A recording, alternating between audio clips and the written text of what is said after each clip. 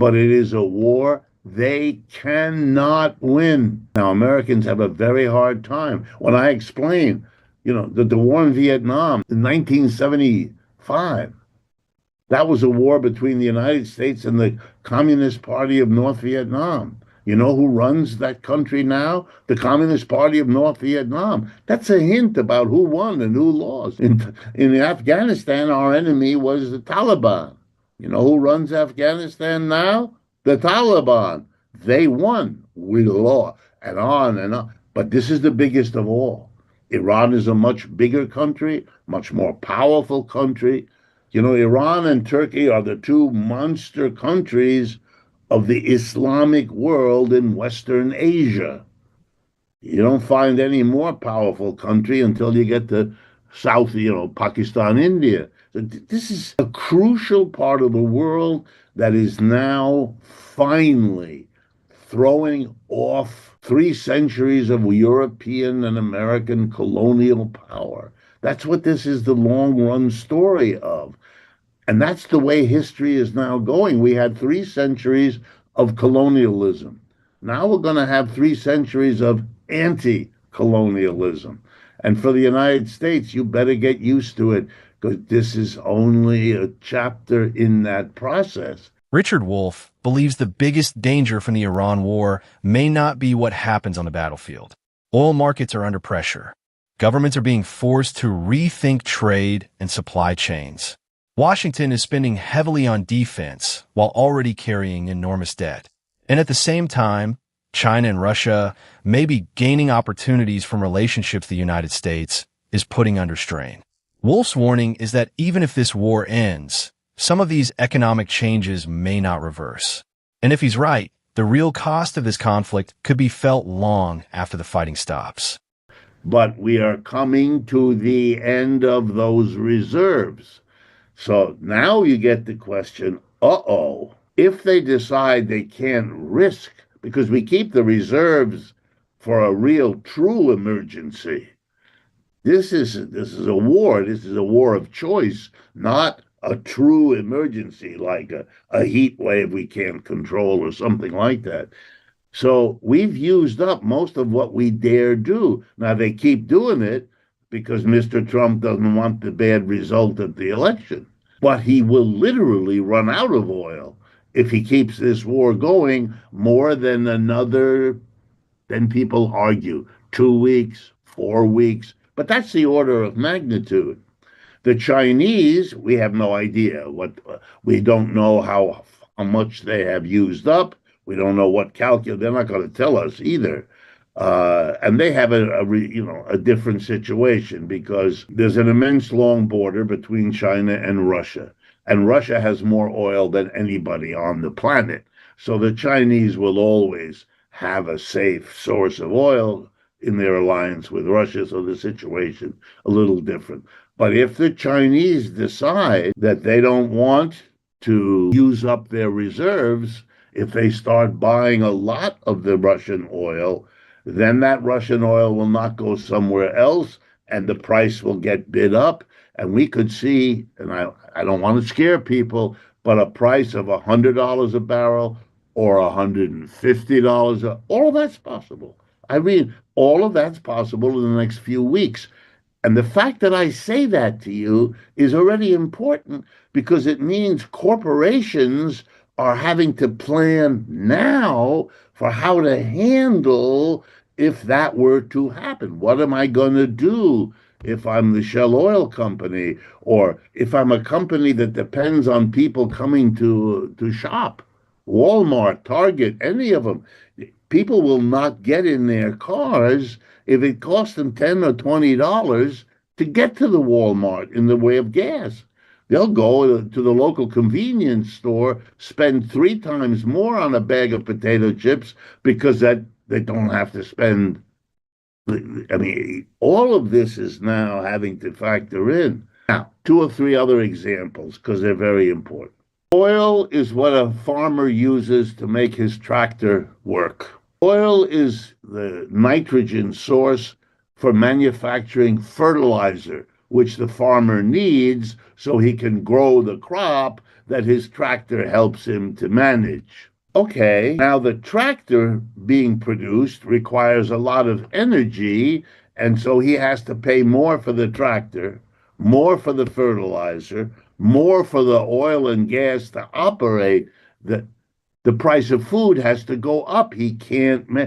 They don't work on a big margin. Farmers say they between squeezed by the people they buy from and squeezed by the people they sell their corn or their wheat or their hogs to. They work on a thin margin. That margin is now gone. This is where the conflict stops being a distant geopolitical story. Wolff's argument is that an energy shock doesn't remain inside the oil market. Transportation becomes more expensive. Agriculture becomes more expensive.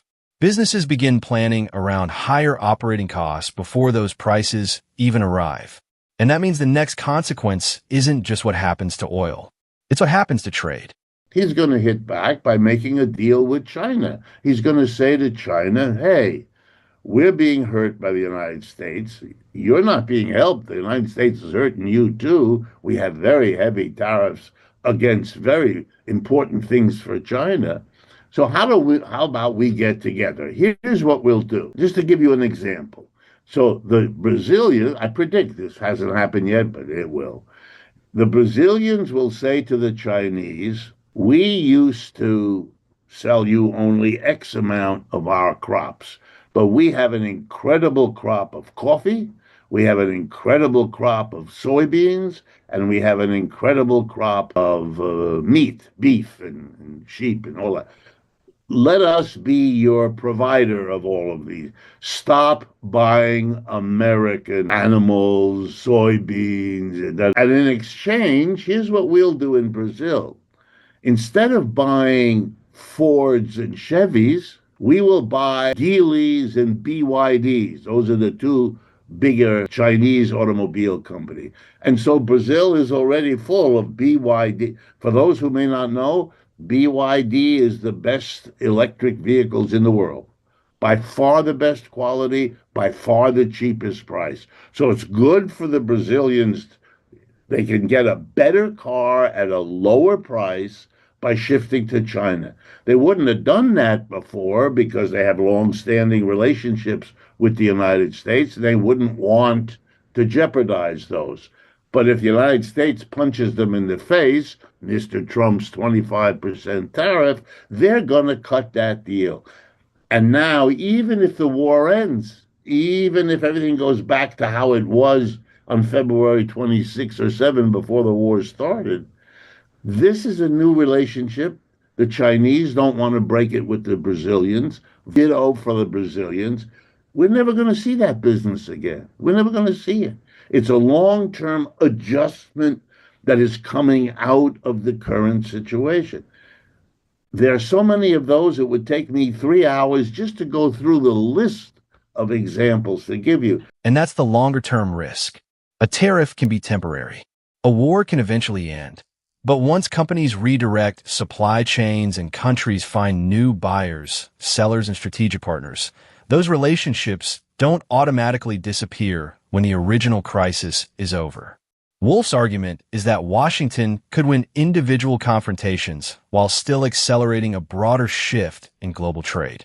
So Mr. Trump has proposed for next year's budget, the one that starts in October of this year through October of 2027, an increase in the defense budget from $900 billion, that's what it is this year, to $1.5 trillion.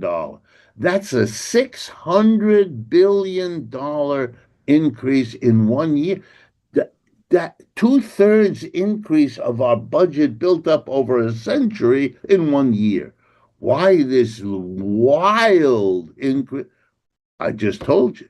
We are fine. So where's that money going to come from? It's got to come from either raising taxes or moving money away from, I don't know, Social Security or road maintenance so we can blow more missiles into the Iranian desert, or we have to borrow more money. I don't want to indulge your attention span, but we are already the largest debtor country in the world. Nobody on earth has the debts the United States does. Are we going to then borrow? We're getting to the point where the day will come. It already came in England a couple of years ago. The day will come when the American government goes out there to borrow these vast sums of money and nobody will lend it to them. And the only way they're going to get it for the defense they think they need is by offering a higher and higher interest rate to to pull people to be willing to lend money. But we're all then going to have higher interest rates. There goes my monthly credit card bill. We are in, long story short, and I'll stop. We're in a very, very dangerous place in our economy, and mostly nobody wants to talk about it. The Republicans don't want people to get upset because they're the party in power. And the Democrats are so similar. The Democrats support the war in Iran. The Democrats support Israel, and the Democrats support the Europeans fighting against the Russians. So the Democrats don't offer much of an alternative. And the result is we have nobody willing to say, I mean, a handful of us, the economic cost of this is irrational. It doesn't pay. It may be making money for the defense people. I don't deny it. The stock market keeps doing great, but the stock market is only interesting for the top 10% of our people. The other 90%, their lives are not affected by the stock market up or down. So we are in a very bad. I mean, I wish I didn't have to say it, but we're in a very bad place. That's the part of Wolff's warning that matters beyond this particular war. The United States isn't making these decisions in isolation. They're happening alongside existing federal debt, higher financing needs, and enormous military commitments elsewhere. So the question becomes bigger than whether Washington can afford another year of conflict. It's what America may have to sacrifice, borrow, or restructure to keep financing all of these commitments at the same time. And this is going to shock people. For 75 years, three-quarters of a century. This is not something they thought of a few years ago. No, no, no, no, no. I'll show you in a moment, 75 years. But perhaps the most important thing Americans have to understand, again, is geography. Iran is connected to Russia by the Caspian Sea. That is a small, only small by gargantuan measure. It's like one of our Great Lakes here in the United States. The Caspian, an internal ocean, the northern part of which has a lot of Russia, and the southern part of which is Iran. So boats can go up and down and have for centuries connecting Russia to Iran. Why is that important? Well, anything Russia can produce, they can ship to Iran. Nobody can interdict it. Nobody can stop it. Nobody can control it. And in turn, Russia has an immense border with China. And now something Americans just don't want to understand. China's manufacturing base, the factory system of China, is now larger than that of the United States, Britain, and Germany combined. This is the manufacturing center of the world. They can produce, here comes the punchline, missiles and drones forever. And they can ship them, the Chinese to Russia, from Russia to Iran, forever. That's why they're able. I'm not saying they haven't produced their own drones and missiles, the Iranians. They probably have. But if they didn't, or if they run out of them, their supply is much greater than that of the United States. I know Americans can't imagine it, but it is the case. And that brings Wolff's argument full circle. This isn't simply a question of which military can inflict more damage. He's describing a contest involving energy, manufacturing capacity, trade relationships, government spending, and debt all happening simultaneously. His larger warning is that the economic map could change before the military conflict is resolved. Whether every prediction he makes proves correct remains to be seen. But the question worth watching is much bigger. What happens if America's attempt to pressure its rivals ultimately pushes those rivals and other countries closer together?